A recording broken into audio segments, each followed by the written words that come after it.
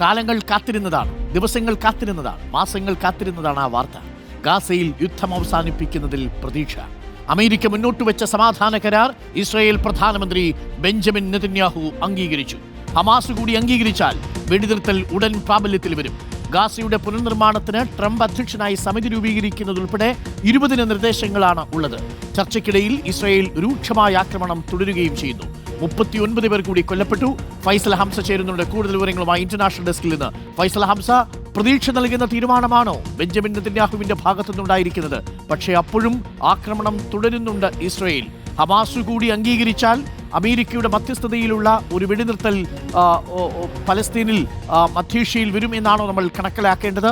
Good morning Faisal. Good morning, very good morning doctor Arunkumar. ശരിക്കും ഒരു 2 വർഷത്തോളമായി ലോകം കാത്തിരുന്ന ഒരു ശുഭവാർത്ത, അതിലേക്ക് വഴിവെക്കുന്ന ഒരു വാർത്ത എന്ന് തന്നെ പറയേണ്ടി വരും. ഈ ട്രംപ് മുന്നോട്ട് വെച്ച 20 നിർദ്ദേശങ്ങളെ നെതന്യാഹു അംഗീകരിച്ചിരിക്കുന്നു. ഇനി ഹമാസ് കൂടി അംഗീകരിക്കേണ്ടതുണ്ട്. ഹമാസ് ഇക്കാര്യത്തിൽ കൃത്യമായി പരിശോധിച്ച ശേഷം നിലപാട് അറിയിക്കാം എന്നാണ് അറിയിച്ചിട്ടുള്ളത്. അതെന്തായാലും 72 മണിക്കൂറിനിടെ അവർ അറിയിക്കും എന്നാണ് അറിയുന്നത്. ഈ ഒരു കരാറിൻ്റെ അല്ലെങ്കിൽ ഈ നിർദ്ദേശങ്ങളുടെ കാതൽ ഇങ്ങനെയാണ്. നെതന്യാഹു ഇത്തരമൊരു ട്രംപിൻ്റെ നിർദ്ദേശങ്ങൾ അംഗീകരിക്കുന്നു. അംഗീകരിച്ചതിന് ശേഷം ഹമാസ് കൂടി അംഗീകരിക്കുകയാണ് എന്നുണ്ടെങ്കിൽ ഉടൻ തന്നെ ഈ ഇരു കൂട്ടരും അംഗീകരിക്കുന്നതോടുകൂടി തന്നെ ഗാസയിലെ ആക്രമണം ഇസ്രായേൽ അവസാനിപ്പിക്കും. വ്യോമാക്രമണവും ഇപ്പോൾ കരയാക്രമണവും നടക്കുന്നുണ്ട്. എല്ലാ തരത്തിലുള്ള ആക്രമണവും അവസാനിപ്പിക്കും എന്നുള്ളതാണ്. പിന്നീട് യാതൊരു ആക്രമണവും പാടില്ല. അങ്ങനെ ആക്രമണം അവസാനിപ്പിക്കുന്നതോടുകൂടി 72 മണിക്കൂറിനകം ഇപ്പോൾ ഹമാസിൻ്റെ കയ്യിലുള്ള ഇസ്രായേലി ബന്ദികളെ മുഴുവനായും, നേരത്തെ ഉണ്ടായിരുന്ന കരാറുകളിലെല്ലാം ഘട്ടം ഘട്ടമായി മോചിപ്പിക്കുക എന്നുള്ളതായിരുന്നു. ഇതങ്ങനെയല്ല, പൂർണ്ണമായും മോചിപ്പിക്കുക എന്നുള്ളതാണ്. അതോടുകൂടി 1950 പലസ്തീൻ തടവുകാരെ, അതിൽ 1700 പേർ ഈ യുദ്ധം തുടങ്ങിയ ഈ ആക്രമണം തുടങ്ങിയതിന് ശേഷം വെസ്റ്റ് ബാങ്കിൽ നിന്നും അതോടൊപ്പം തന്നെ ഗാസയിൽ നിന്നുമെല്ലാം ഇസ്രായേലിൻ്റെ IDF പിടിച്ചു കൊണ്ടുപോയതാണ്.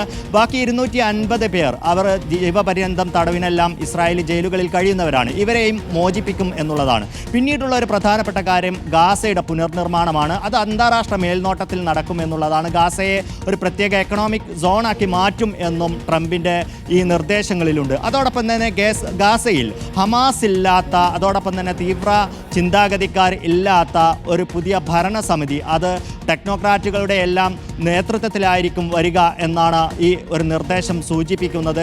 അതോടൊപ്പം തന്നെ ഈ ഒരു കാര്യത്തിൽ ഹമാസ് ഇത്തരത്തിൽ വിട്ടുപോകുമ്പോൾ സമാധാനപ്രിയരായ, ആയുധം വെക്കുന്ന ഹമാസിൻ്റെ ഈ പ്രവർത്തകർക്ക് പൊതുമാപ്പ് നൽകുമെന്നും പറയുന്നുണ്ട്. ഇങ്ങനെ ഒരു സമാധാനം സ്ഥാപിക്കുകയും അവിടെ ഒരു അന്താരാഷ്ട്ര ഫോഴ്സിന് ഒരു സുസ്ഥിരത ഉറപ്പാക്കുന്നതിന് വേണ്ടി ലോകരാജ്യങ്ങളുടെ എല്ലാം പിന്തുണയോടുകൂടി ഒരു അന്താരാഷ്ട്ര ഫോഴ്സിനെ നിയമിക്കും എന്ന് പറയുന്നുണ്ട്.